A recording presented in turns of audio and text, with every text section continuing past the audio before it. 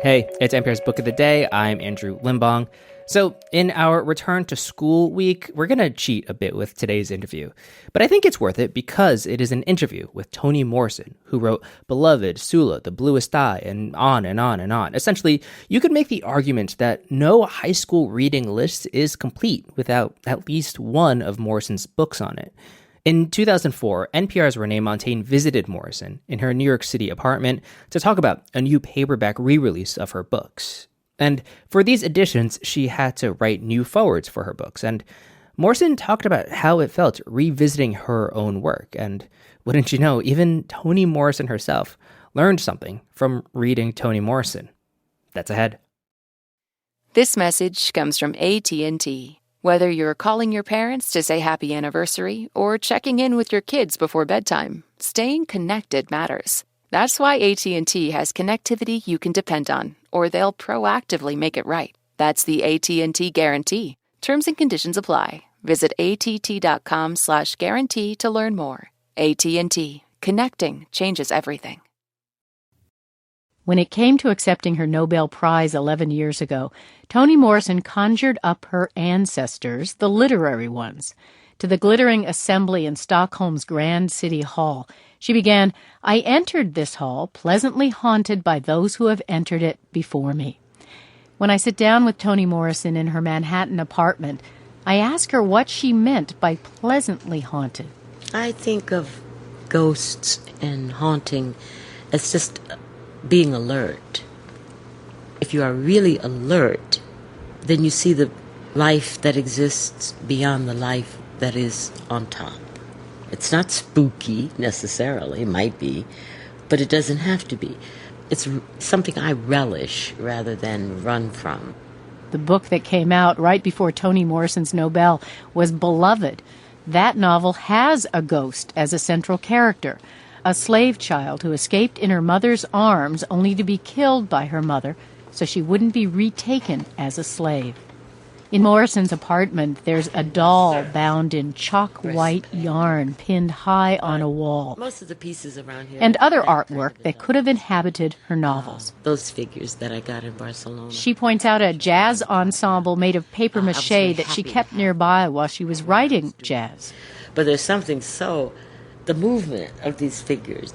Those ladies singing in their dresses. Plum figures. Yeah, with the little microphones. Toni Morrison says for this new paperback collection of her novels, she was asked to write new forewords, and she was surprised to discover how much of her own life she found in the books. Because I loathe people who say, "Is this you? Is this your life?" And I always get very annoyed about it and say, "Oh, please, this is fiction and I'm inventing." But somehow I had not recognized the haunting alertness to certain events which instigated or colored the novel that I was writing at the time. And it happened with Beloved. It happened with jazz. It was this moment when I looked in my mother's trunk. As a child. As a child, I must have been 4. And what I saw in that trunk, all these glittery, jazz-age, fringy, flapper clothes. And then the trunk fell, and I fainted. The lid of the trunk smashed your hand. My hand. That was somehow kind of a secret between me and my mother. I had this glimpse into her life as a girl. And it was out of that sense of trying to recreate all those feelings I had in jazz. But I didn't know that when I began to write those forwards, how much of my efforts dwelt in memory. Your father, there was something very touching in the new foreword that you've written for Song of Solomon. You say that after he died, you mourned your father, but you also mourned the girl who he had in his head, who was you, that he saw you as a unique... Yeah, and after he died, I felt closer to him because I didn't have all those other people around that I had to talk to or share him with. But what I didn't have was that girl that he was so convinced that I was. And that girl was really clever and so much fun to be around. Well, that was the other thing. My father thought my books were wonderful. My father was not a reader. He read the newspaper. He didn't read books. But I eavesdropped once when he was reading Sula, and he was laughing. That was so fantastic. Well, you write about talking to him about writing Song of Solomon, which is... That was extraordinary, yeah. I had this contract to write this book, and I just couldn't do it. And then he died, and then I really couldn't do it. And I remember thinking, oh, if only I knew what my father knew about these men. I'd never had male figures central to a narrative, and you feel a little strange and inept trying to look at the world through male eyes. And then I suddenly felt totally knowledgeable. No information came at that moment. I mean, I didn't hear anybody say, well, it was just this sudden confidence from him that when I needed him for some information in my imagination, it would be there. It would be right on time. A less kindred spirit visited Toni Morrison a few years later as she struggled to begin a novel about the daunting subject of slavery. One day at her country home overlooking the Hudson River, Toni Morrison looked out, and a woman walked out of the water. This apparition led Toni Morrison to her main characters in the novel Beloved, two slaves who dared to love. In the book Beloved, there's a moment when Hallie marries, if you will, Setha, his beloved. Yeah. The two are in a cornfield. The language moves from what she thought and what he thought, so that in the end you don't know who's thinking what, which is the way of describing their union, their physical union and their love. What he did remember was parting the hair to get to the tip, the edge of his fingernail just under, so as not to graze a single kernel, the pulling down of the tight sheath, the ripping sound always convinced her it hurt.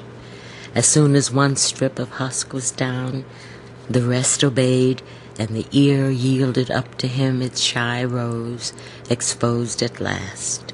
How loose the silk, how quick the jailed-up flavor ran free. No matter what all your teeth and wet fingers anticipated, there was no accounting for the way that simple joy could shake you.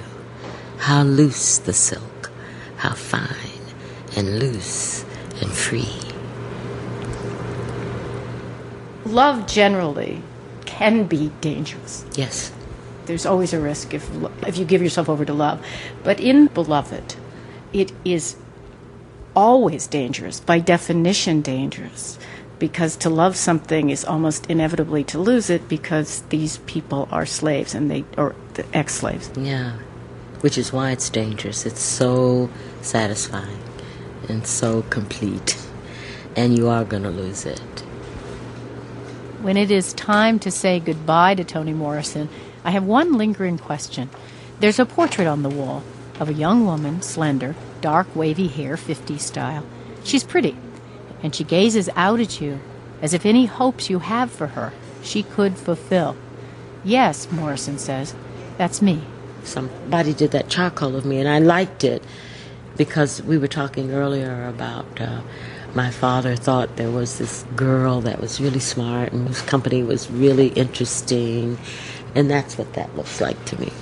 That's just my fantasy about the kind of girl he thought I was.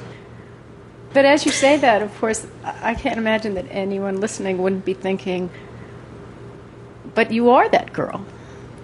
You think? Yeah, after 73 years. And 7 novels. Toni Morrison, speaking at her home in Manhattan. 5 of her novels are now available in a new paperback collection.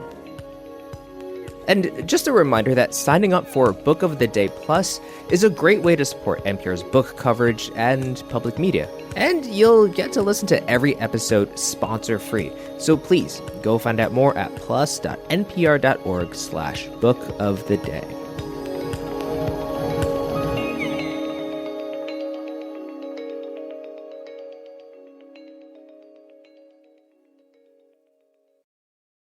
Support for NPR and the following message come from Indeed.